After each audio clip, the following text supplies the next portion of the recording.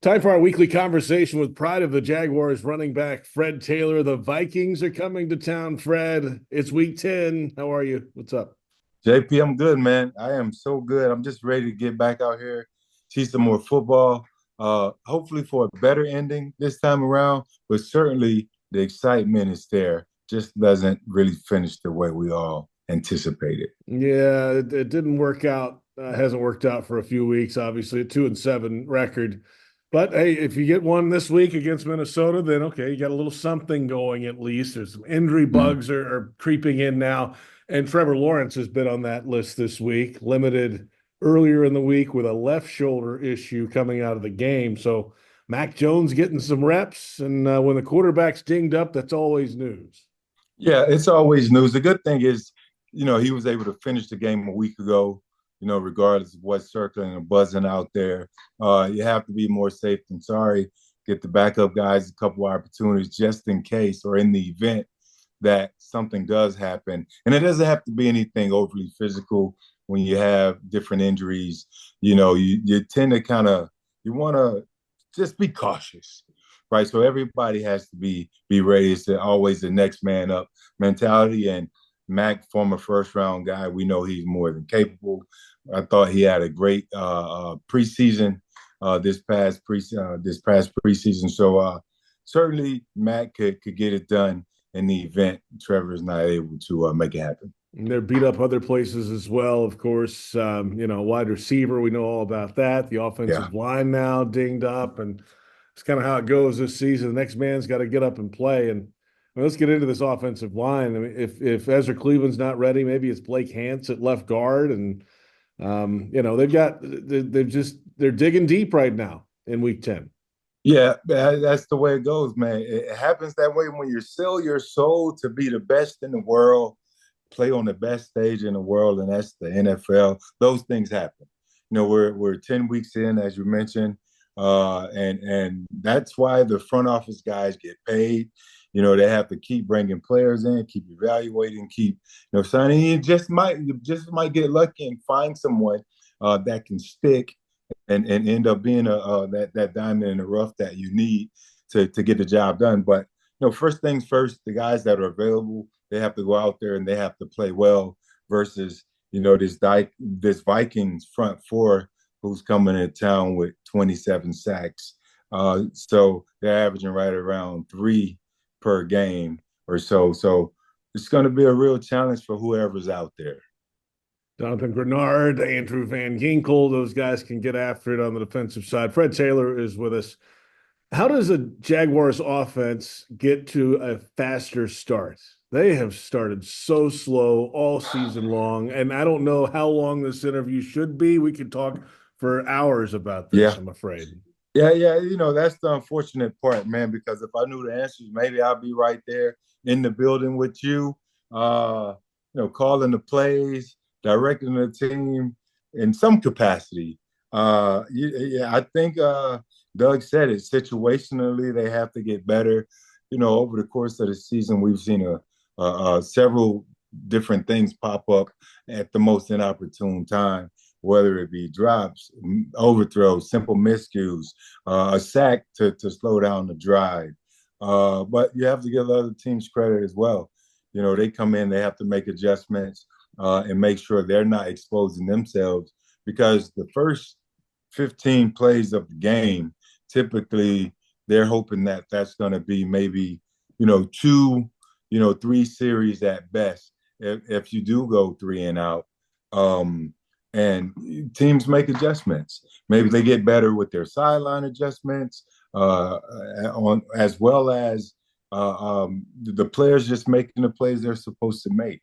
It's just not the coaching; it's the entire group, and that group, when they take turns being bad, then this is the result.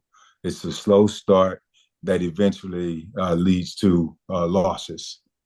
Fred Taylor with us, proud of the Jaguars running back. And let's flip it now to the Jaguars defense. And we know the issues in the passing game this year on defense. They're 31st in the league in yardage. They give up explosive plays. And really, well, there's never a good time for an explosive play, but certainly late in games and key moments.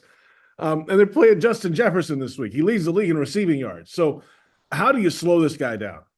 Look, you said it, JP. I didn't know if everybody out there knew Jettas, which is his nickname. It enters the room before he does, and but you can smell him from a while away because he's like always burning jet fuel. The guy can go. He can do everything. Everything they ever witnessed, the old school Jaguar fans, they ever witnessed Jimmy Smith do. This kid can do all of that and more. He can run every route in the book, the entire route tree. He can go deep, beat your intermediate. He can beat your short, run after the catch. But he's more of a deep threat than anything else. And how you slow him down, you just, you go out there and you play as much up coverage to have him catch the ball in front of you as you can. And hopefully throughout that process, you're hoping to get some pressure, after Sam Darnold to create opportunity, interception or turnover opportunities for yourself. But try and keep them in front of you by way of playing very sound, disciplined zone, which the Jaguars hadn't really been great at this year. But you try your best to play those coverages. You can even try and double team him, and then you expose yourself to guys like Jordan Addison, who's been back. Also, in their not just their pass game, but I mean their run game is doing well with Aaron Jones, but he's also been great in their pass game as well as their third leading receiver. So you have to play sound, man, discipline, and not get too antsy. And Jalen Naylor is another guy. They might have Yeah, Hawkinson back, the tight end. Hawkinson. Yep, Who knows? yep. I mean, he hasn't played yet, so we'll see. All right, let's wrap up with. All right, let's wrap up, Fred, with the rematch for Cam Robinson after the trade. He got a game ball last week in his first game with Minnesota. It was the first guy who got one in the locker room. What kind of emotions will he have? And then Josh Hines Allen facing off against him most of the day. The beautiful thing about this is, they have to do something in Minnesota to get Cam's confidence to make sure it's the same. Cam can play with some nastiness to him from time to time. But in this particular matchup, these guys know each other really well, and they can go back to the old school tricks of the trade. We know who you are. There's no way you can hide over the past 4 years from each other or 5 years or so from each other. So it's going to be an interesting matchup that I'm excited to see. We gave the Player Network game ball to Trayvon Walker. We did. And easily 2 sacks, Josh Hines Allen. He played a terrific game last week. He had some other pressures as well. So I think he's revved up, ready to go. Probably be a lot more excited with this matchup. And he probably feel that he's going to have some opportunities to go against his former teammate and make some noise.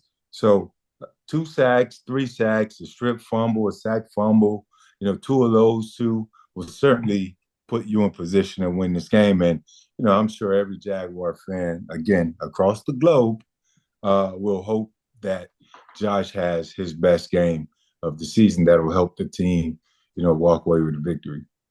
Fred, great as always. Tough stretch continues, but we'll root for a win Sunday against the Vikings, man. We'll talk to you.